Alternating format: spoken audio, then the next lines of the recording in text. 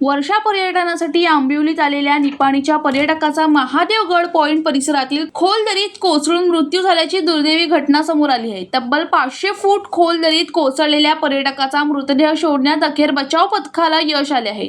सध्या मृतदेह दरीतून वर काढण्याची प्रक्रिया सुरू आहे। मिळालेल्या माहितीनुसार मृत पर्यटकाचं नाव डॉक्टर आयुष सय्यद असं आहे। डॉक्टर सय्यद हे आपल्या 9 सहकाऱ्यांसोबत मंगळवारी सकाळी आंबिवलीत वर्षा पर्यटनाचा आनंद घेण्यासाठी आले होते।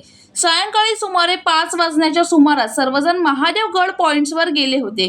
यावेळी लघुशंकेसाठी सुरक्षा रेलिंगच्या आत दरीच्या दिशेने गेले असताना अचानक त्यांचा तोल गेला आणि थेट सुमारे 500 फूट खोल दरीत कोसळले। घटनेची माहिती मिळताच सावंतवाडी पोलीस ठाण्याचे पोलीस निरीक्षक राजेंद्र मगदूम आपल्या पथकासह घटनानंतर आंबिवलीतील सह्याद्री ॲडव्हेंचर रेस्क्यू टीम आणि पोलिसांनी तातडीने शोध मोहीम सुरू केली। मात्र खोल दरी, दाट धुके, मुसळधार पाऊस आणि अंधार यामुळे बचाव कार्यात मोठा अडथळा निर्माण झाला। परिस्थिती धोकादायक असल्याने मंगळवारी रात्री शोध मोहीम थांबवण्यात आली। बुधवारी पहाटे पुन्हा एकदा शोध मोहीम सुरू करण्यात आली।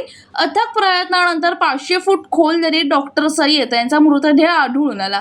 दरीची खोली, पावसामुळे निर्माण झालेली घसरगुंडी आणि दाट धुक्यांमुळे मृतदेह वर काढण्यामध्ये अत्यंत आव्हानात्मक ठरत आहे। रेस्क्यू टीमच्या मदतीने मृतदेह सुरक्षितपणे वर आणण्याची प्रक्रिया सुरू आहे। दरम्यान या दुर्घटनेमुळे आंबिवलीतील वर्षा पर्यटनादरम्यान पर्यटकांच्या सुरक्षेचा प्रश्न पुन्हा एकदा ऐरणीवर आला आहे। पंकज मडे, जनशक्ती, सावंतवाडी।